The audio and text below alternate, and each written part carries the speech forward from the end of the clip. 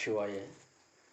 இன்றைய நாட்கள் 12/8/2024 காலை 2:32. உம்மை அனுதினமும் நான் ஒரு மயிலாகவும் நந்தியாகவும் ஆதரிக்கிறேன் என்று சொல்லி இறைவன் இந்த நேரத்திலே உறங்கியவனை எழுப்பிவிட்டு, உன்னுடைய காணொளியில் இந்த குழந்தையின் மயிலை நீ குழந்தை பாலகனாக போடு என்று இறைவன் ஆழ்மனதிலே சொல்லிவிட்டார். ஆகையாலே அந்த உறங்கியிருந்த நேரத்திலே அந்த ஒரு தியான காட்சியாக இந்த காட்சியை இறைவன் நமக்கு காண்பித்து விட்டார். அதுபோல எங்களுடைய சித்தர்கள் பயணங்கள் சிறப்பாக இருக்க வேண்டும் என்று சொல்லிக்கொண்டு, இது பார்ப்பதற்கு மயிலாகவும் சர்ப்பமாகவும் தெரியும் என்று கூறினார். ஆகையாலே அவரவர் கண்களுக்கு எதுவாக தெரிகிறதோ அதுவாகவே அது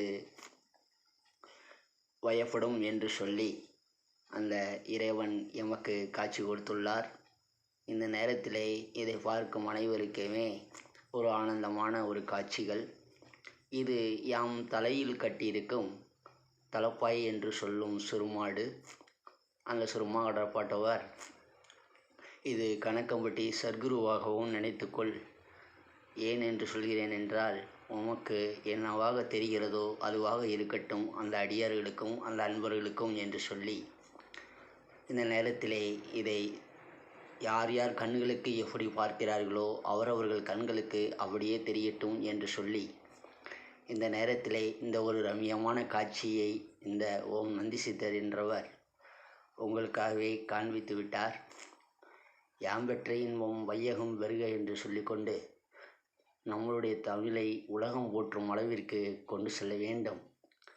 அதுபோல நம்முடைய சிறப்பாக நம் பயணங்கள் இருக்க வேண்டும் என்று சொல்லி இறைவன் எமக்கு இந்த மயில் காட்சியையும் சர்ப்ப காட்சியுமாக காட்சி கொடுத்துள்ளார்.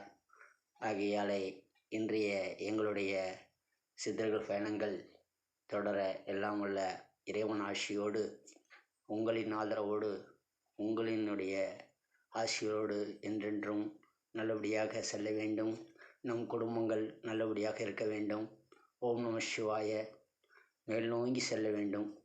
சித்தர்கள் வாக்கு மெய்யாக இருக்கும். ஓம் நம சிவாய, ஓம் நம சிவாய, ஓம் நம சிவாய.